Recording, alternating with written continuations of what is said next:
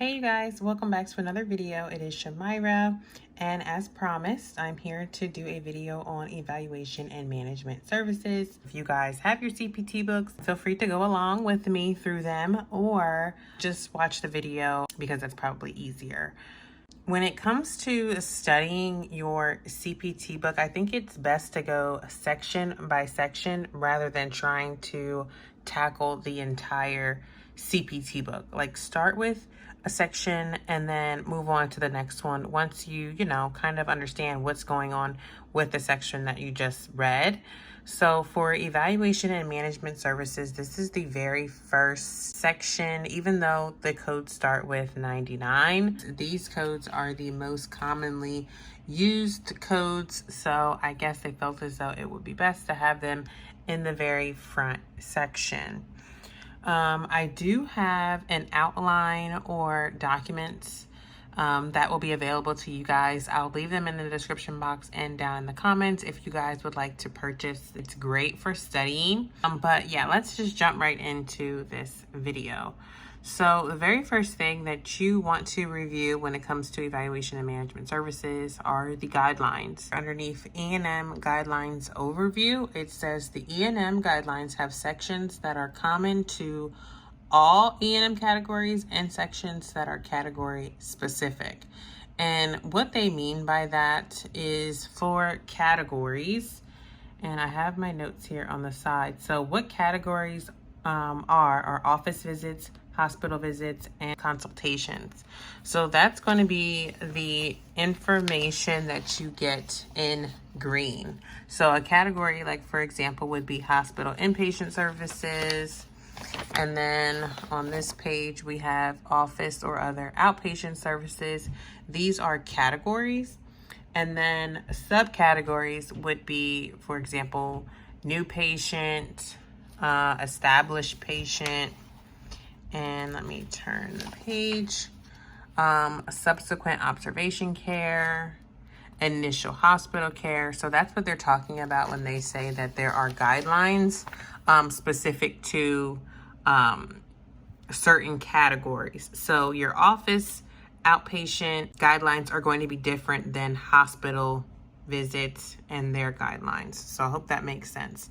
And here is an example showing you the difference in guidelines. So we see here at the bottom, it says summary of guideline differences. The very first column here is for office or other outpatient services, and these are their guidelines.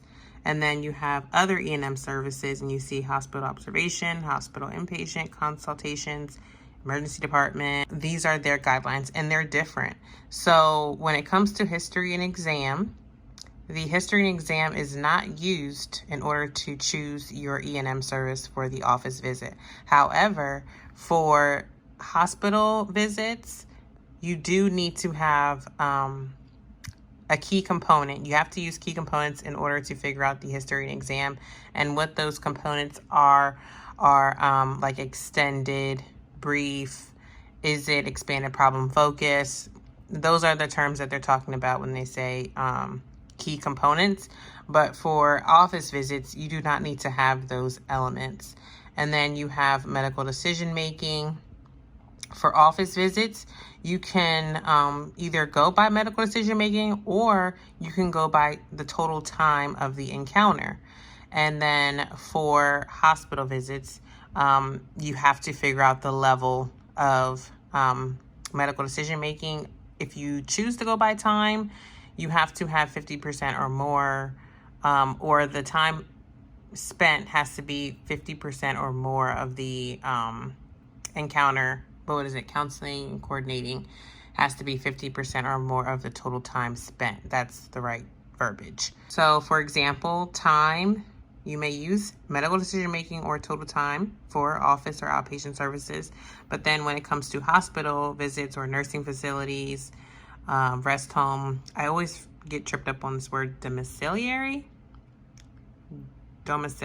I think something like that, may use face-to-face time or time at the bedside and on the patient's floor when counseling and or coordination of care dominates the service. So if a provider were to say, I spent 70 minutes greater than 50% of that time was spent counseling and coordinating the care, they can go with the level that is for 70 minutes. And if it was an inpatient hospital admit, it would be the 99223, and I can show you guys that. Let me see what else. MDM elements. These are the elements that you will see on your E&M auditing tool for office visits. So you see it says number and complexity of problems, amount and or complexity of data reviewed, and then risk of complications and or morbidity or mortality of patient management. And that's what these three columns are. So when it comes to this auditing tool, let me come over here so the glare isn't that bad. When it comes to this auditing tool, when you're using it, in order to choose the level, you have to get 2 out of the 3 elements to choose the level of decision making, of medical decision making. So let's say, for example, I'm going to use my marker here. Let's say, for example, we had 2 self-limited problems. It's hard to do this with one hand. And then let's say we have this information here because it says 1 out of the 3 you need to, let's say we met for category 2 in this box. And then let's say, let's say the condition or the risk level was low. So because you need 2 out of the 3, you're going to have a 99213 for established patient or a 99203 for a new patient. And this is going to be a level 3 office or outpatient E&M. If this were high, let's say, for example, we had high, and we had like this diagonal here, you would go back 1. Even though this is in the high section, you would have to go back because you don't have 2 here and it requires 2, or you don't have 1 here and it requires 2. So you have to go back 1, and you would give them a level 4, which is the 99214 or the 99204. So that is how you would figure out your level of medical decision making for an office or outpatient service. And I did want to show you guys the other set of guidelines that you would use. So you would either use the 1995 guidelines, and this right here is the 1995 guidelines. So you have your history, you have your exam, you have your medical decision-making section, and then here is where you would go to choose your code, depending on the service that was provided, in the place of service that it was provided in. So was it in the hospital? Is it a consultation? I think that's the only really reason that you would use the codes up top. Or no, if it was an ER visit, you also need to use this for ER visits as well. And for nursing facility, domiciliary, rest home and custodial care services and home care, you would use this for. So that is what that looks like. These are the 1995 guidelines. And 1997 guidelines is only for the exam. So right here, looking at this exam, this is 1995. And 1997 is this auditing tool here. This is the 1997 guidelines, and you will need both of these on your CPC exam. So this is what the 1997 guidelines look like. There is no history section or MDM section to the 1997. It's strictly just for the exam. So, and I recommend everybody get the general multi-system one versus one that's specialty specific. So like you can get 1997 guidelines for this, a certain specialty. And this one is for genitourinary for the female.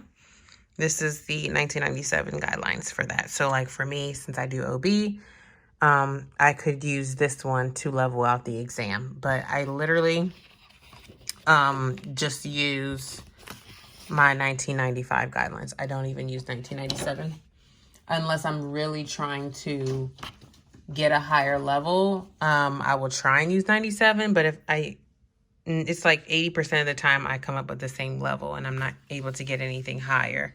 So yes, you want to make sure if you do get a higher level with 1997 guidelines than you would with 1995, you go with the 1997 for that level of exam. I wanted to make sure I say that as well, because I think they do ask you that question. Or they mention that like during your training or something like that. Whichever one is higher, you go with that one. Next up, what do I have to talk about? Over here in this section says 2 sets of guidelines, which I just showed you guys that. And then the main differences between the 2 sets of guidelines is that office or other outpatient services are medical decision-making or time. Told you guys that. And then for the other E&M codes, you need history, exam, and medical decision-making. And you can only use time when counseling and or coordination of care dominates the service. So we already went over all of that. And then we have over here classification of evaluation and management services. It says section is divided into broad categories such as office visits. I already mentioned that information. Mentioned subcategories. And what else? Definitions of commonly used terms. Nothing really important there. Guidelines common to all E&M services is levels of E&M services. Within each category or subcategory of E&M services, there are 3 to 5 levels of E&M services available for reporting purposes. So I already discussed that as well. So remember, we had level 2, which is 99212, 202, level 3, level 4, and then level 5. The differences between new and established patients. Let me see what I have here for my notes. A new patient is a patient that has not received any professional services by either a physician or qualified healthcare professional or another physician or qualified healthcare professional of the exact same specialty and subspecialty who belong to the same group practice within the last 3 years or past 3 years. So, for example, let's say a patient was seen in, we'll say, Texas, and she was seen by an OB provider, or any provider technically. It doesn't really matter what type of provider. It could be dermatology, whatever. She was seen by a provider in Texas, and then she moved to Florida and was seen by the same type of specialty, or was seen by a provider of the same exact specialty.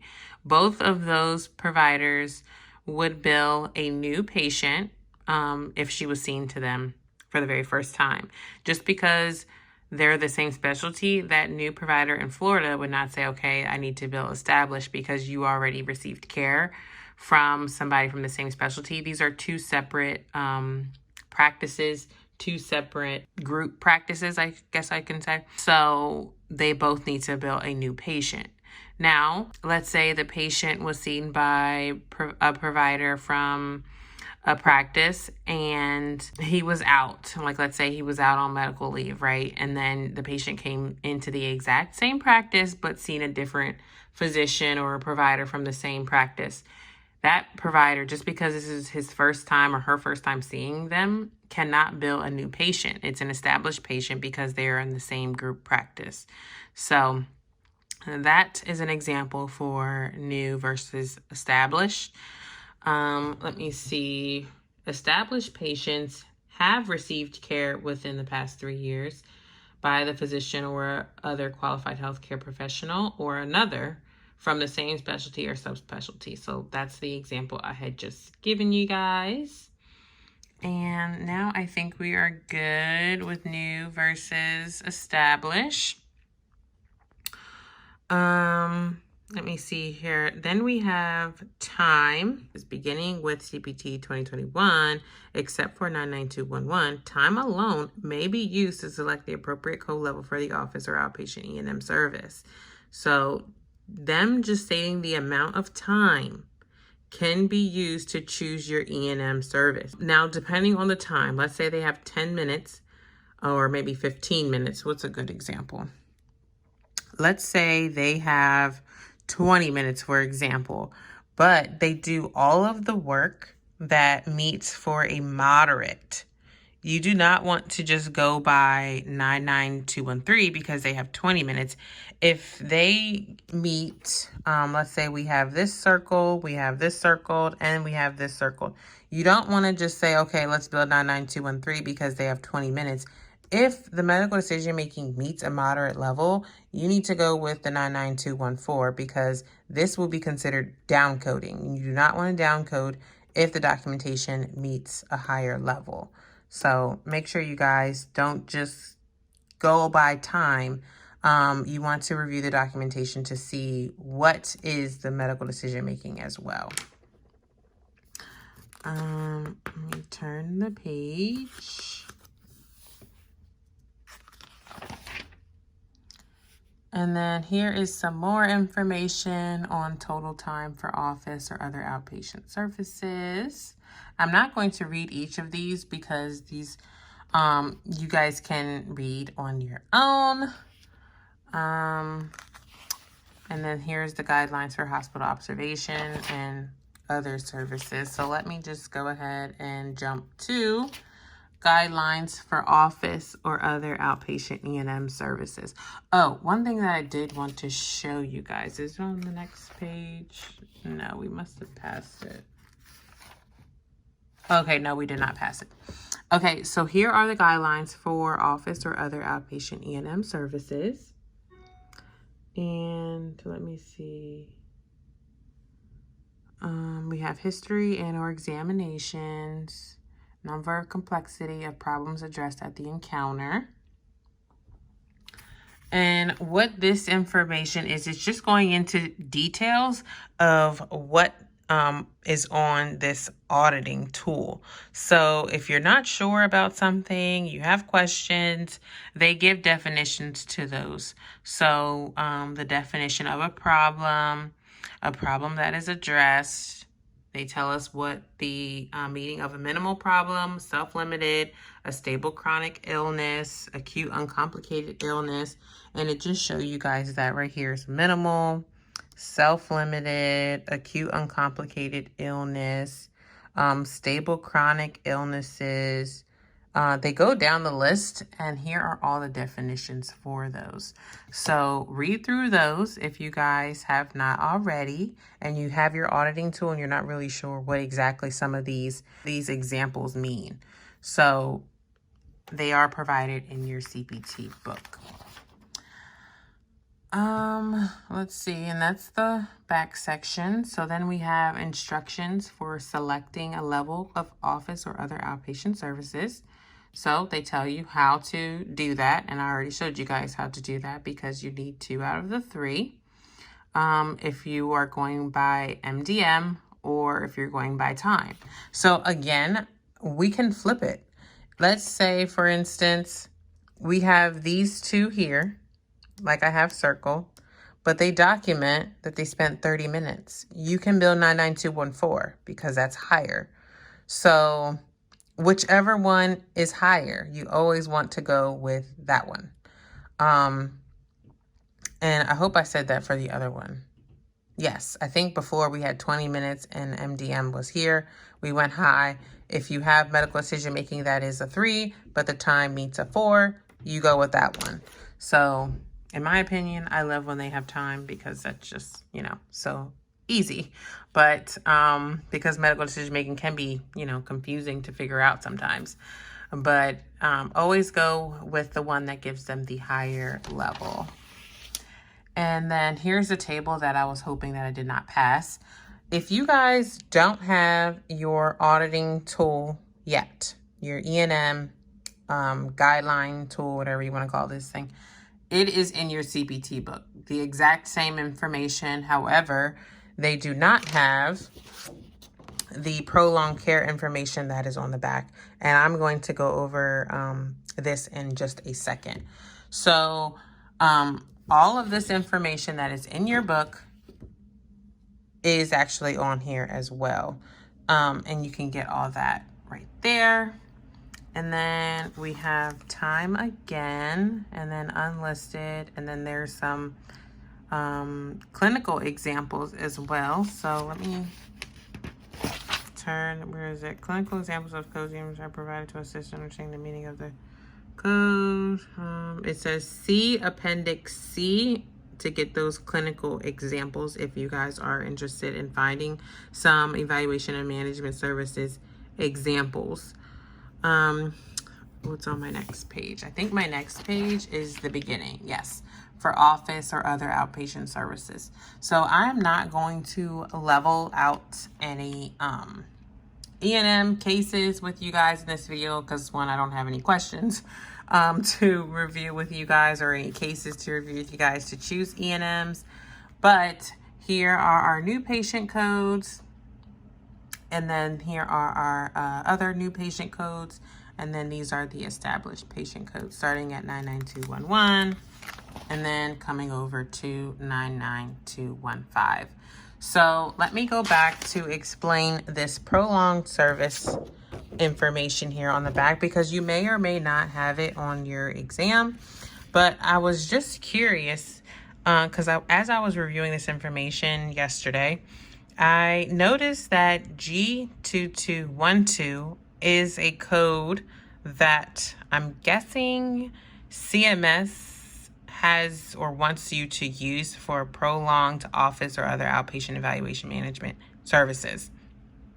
But CPT, and they tell us this right here because I was like, well, why am I using this one if my CPT book says something different? It says right here, below is the prolonged service chart developed by CMS, which is different from CPT, and it is very much different because I was like, this doesn't make any sense. Okay, so let me show you guys what I'm talking about.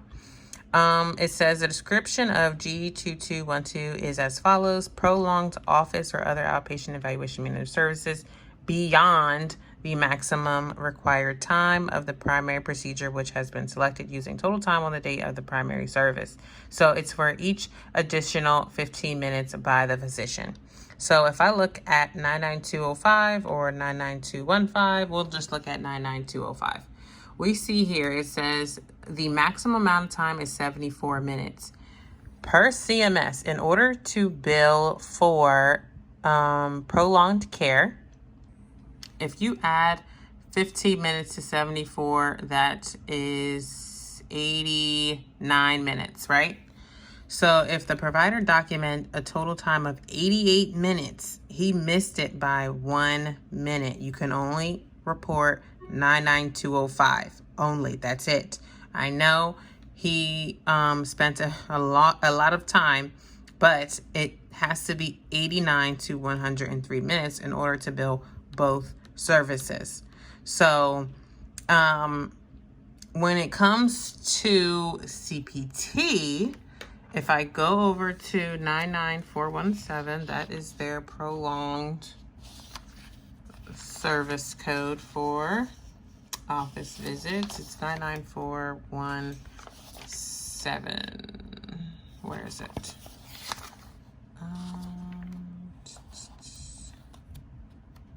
Oh, there it is. Okay. So prolonged service with or without direct patient contact on the date of an office or other outpatient service. And you see right here, it says 99417 is only used when the office or other outpatient services has been selected using total time alone as the basis and only after the minimum time requirement to report the highest level service, which is 99205 or 99215. Pay attention that they did not say 99214 or 99204 or 203 or 213. It's always the level 5s. Same thing for CMS. It's always a level 5s, no other CPT code. But it says the highest level of service has been exceeded by 15 minutes. Let me see. Right here.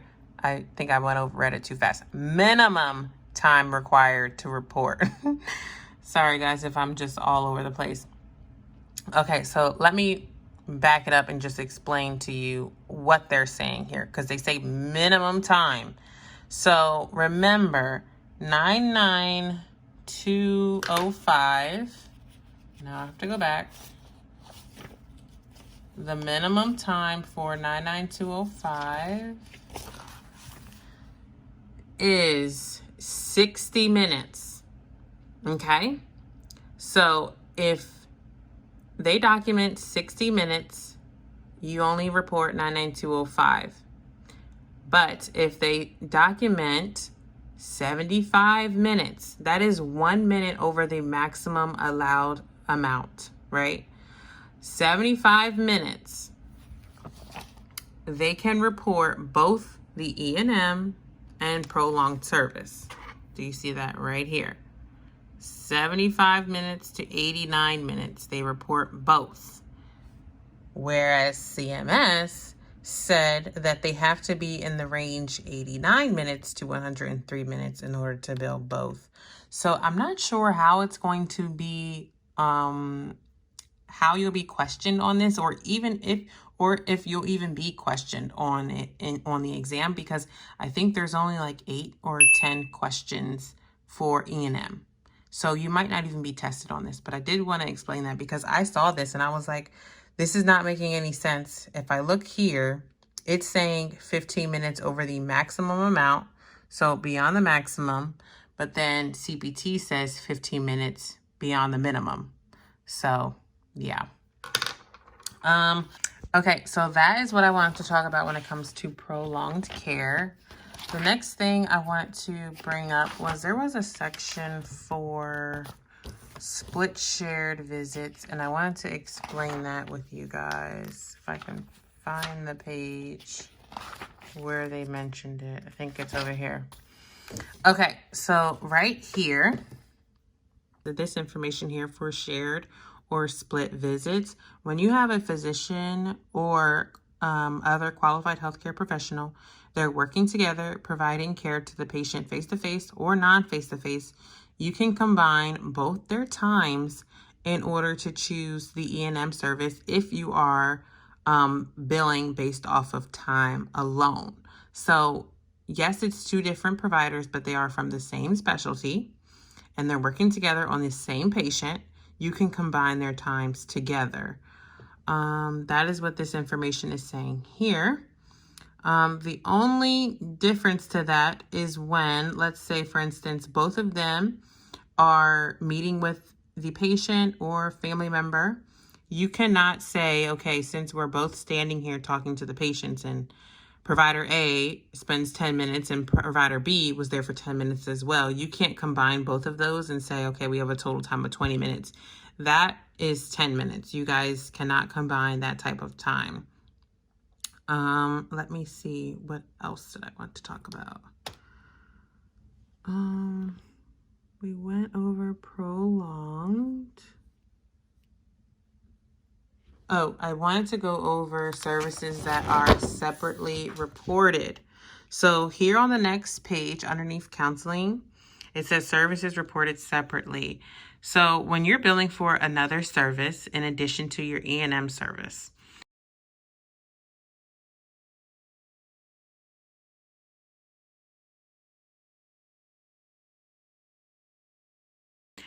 it says here, the actual performance and or interpretation of a diagnostic test or studies during a patient encounter are not included in determining the level of E&M service when you're reporting that service separate. So an example to that would be, let's say we have an E&M service. The patient is seen for, let's say for a regular exam. She's coming in for her annual exam or a PCP, a regular visit. And the patient requests that she has, maybe a lesion removed or a bump, or a bump that she has and she wants to have it incised and drained. So they're going to do an I&D on it. That is separate, and this is what they mean by separate reported services. But when it comes to diagnostic tests and studies, if we have a test that we interpret, ones that we see all the time are NSTs and OB.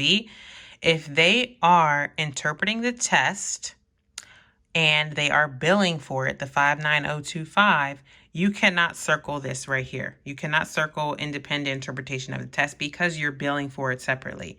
So as you see, I have it circled here, and in parentheses, it says not separately reported. So if you're not billing for the 59025, then you can circle this and use it towards your medical decision making. But if you are billing for the service separate, you do not count it here. And then the other example that I had was, okay, so for the other example that I gave about the incision and drainage, or maybe like a lesion removal, on the same day that we did a E&M service, you would put a modifier 25, or not A, you would put modifier 25 on your E&M service and bill for that procedure separately. So you can bill for two as long as the patient did not come in for that specific procedure. So if she came in to have an I&D performed, you do not bill an E&M unless you have something separate that you are addressing. But if she came in for one thing, and then we decide, okay, well, I see you're having issues with this. This is completely separate. We are going to go ahead and do a procedure for you for this. That is a 25 on the E&M, and then you bill the procedure separate. Okay, you guys, so that is it for this video. Sorry if I was all over the place. I kind of feel like I'm all over the place because I was up really, really late trying to type all this information for the notes that I have, or the new document that I have on evaluation and management services. If you guys are interested in getting it, I will have the link in the description box as well as down in the comments. This is obviously something that you can use to study and read over it. It's very helpful, especially if you're new to coding. And yeah, I also have the female genital system one. I have one on that as well. And that one is all my notes that I have in my CPT book. So now I no longer have to transfer notes every year. I'm excited to be able to have it, and I can print it out and take it pretty much anywhere. But yes, I was so excited once I finished doing that because that took me hours to do. But thank you all for watching. I will talk to you guys later. See you in my next one.